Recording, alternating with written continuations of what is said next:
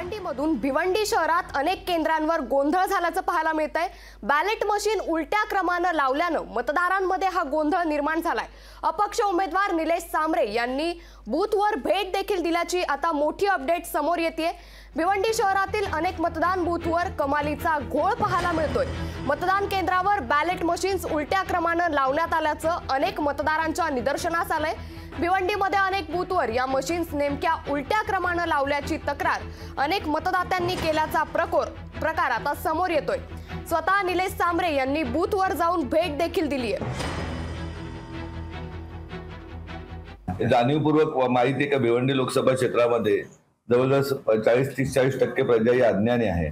त्यामुळे त्यांना 17 नंबर दुसऱ्या मशीनचं पहिलं बटन सांगितल्यानंतर गोंधळ नको व्हायला, गोंधळ उडायला पाहिजे म्हणून जाणीवपूर्वक केलेली अडवणूक आहे। त्यामध्ये वरिष्ठ अधिकारी नसतील पण त्याच्या बूथचे कर्मचारी सहभागी असण्याची शक्यता नाकारता येत नाही। कारण जेव्हा नागरिकांनी मतदारांनी तक्रारी व्यक्त केल्या त्यावेळेस त्यांनी सांगितलं नाही आम्हाला कुठला रूल्स नाही, कुठली मशीन कुठे ठेवायची कुठे नाही।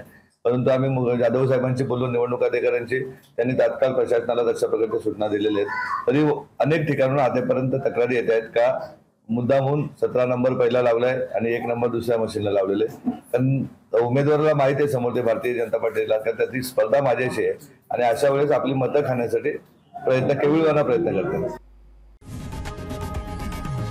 लोकशाही मराठी ऐका, पहा, जागरूक रहा।